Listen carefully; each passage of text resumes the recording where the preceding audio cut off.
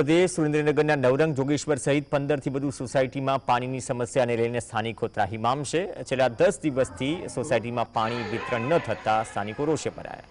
પાણી વિતરણ નિયમિત કરવા માટે અનેક રજૂઆતો કરી। મહિલાઓએ આક્ષેપ કર્યો કે મહાનગરપાલિકાની સ્થાપના બાદ પણ લોકોની પ્રાથમિક સુવિધાઓ પાણી, રોડ, ગટર જે સમસ્યાઓ છે તેનું નિરાકરણ કરવામાં તંત્ર સદંતર નિષ્ફળ ગયું છે।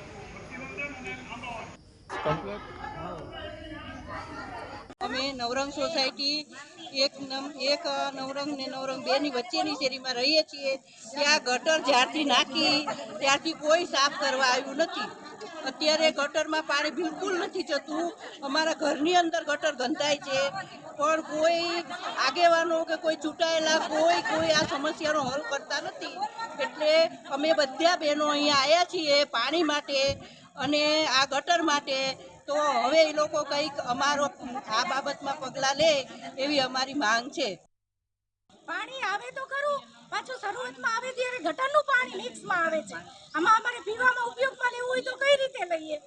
અને અમે એન્જિનિયરને એવી રીતે ફોન કરી તો સરખા જવાબ જ નથી દેતા અમને કે કાલે આવશે, પરમ દિવસે આવશે, અને રોજ આપણે રેગ્યુલર ફોન કરીને તો એ સ્વિચ ઓફ કરીને બેસી જાય છે। સરખા જવાબ જ નથી મળતા અમને। તો આ બાબતે અમારે તમારા બધાની રાય લેવી છે।